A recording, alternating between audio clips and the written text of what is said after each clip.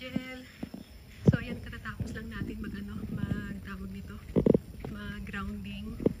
And then kanina tumakbo-takbo tayo doon ng nakapaa habang nagpapaaraw. Pawis ako. And then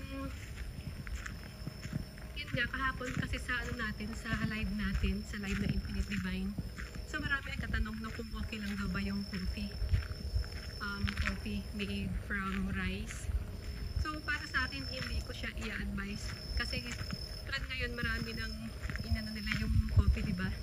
Hybridized. So dahil nga sa nakaka-addict ang coffee, so yung iba nilalagyan nila ng mga labels, diba? Label, kasi alam mo naman ang Matrix, yan yung pang gayuman nila, yan yung gumagamit sila ng mga magic spells. Nilalagyan nila that this is healthy, ganito yung mga nutrient contents. So para kasi sa akin, hindi na ako nagbe-base doon sa mga label na nilalagay, kasi ang totoong healthy sa katawan walang label. Tsaka isa pa, ang coffee para sa akin, kahit anong saan pa yan gawa, ang coffee kasi nakaka-darken ng aura ang coffee. So hindi ko siya i-advise. Ang gagawin na talaga natin is kailangan ma-motivate natin yung self natin na kumbaga ready tayo na mag-let go doon sa mga yung mga, kasi tayo very addictive tayo kung ano yung nakasanayan natin. Alam mo yung brain natin is habitats programmable, kung ano yung lagi natin kinakain, lagi natin iniinom. So hinahanap natin yung nagiging addictive tayo sa mga ganun. Kahit sa mga ginagawa natin, di ba nagiging addictive tayo kapag hindi tayo aware. Tsaka isa pa, ang coffee kasi more on masculine energy. So ngayon kasi mas kailangan mong mag-align sa feminine energy. Yung coffee very din siya, harmful siya kung sasabayan mo rin siya ng gatas or ng asukal or even honey, di ba?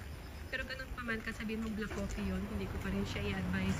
Tsaka ang coffee kasi is more on masculine. Kaya nga, di ba, yung Matrix coffee, yung palaging po sa'yo, para pagdating sa Matrix, keep going hanggang sa ma-overdrive ka and we become slave sa Matrix.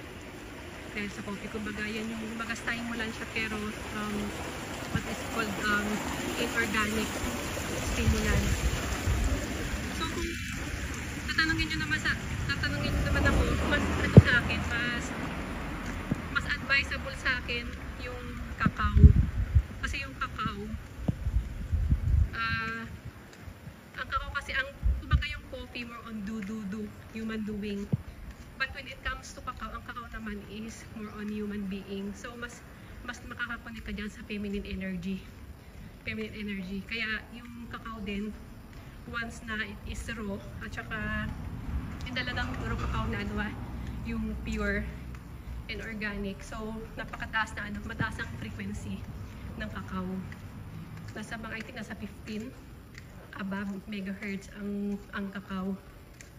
Dahil kasi mataas yung kanyang antioxidant, yung what we call flavonoids ba yan or So mas mataas ang cacao, tsaka mas connected ka sa feminine energy, which is our diba? Human being, to be a human being. So yun lang, Lord Angel.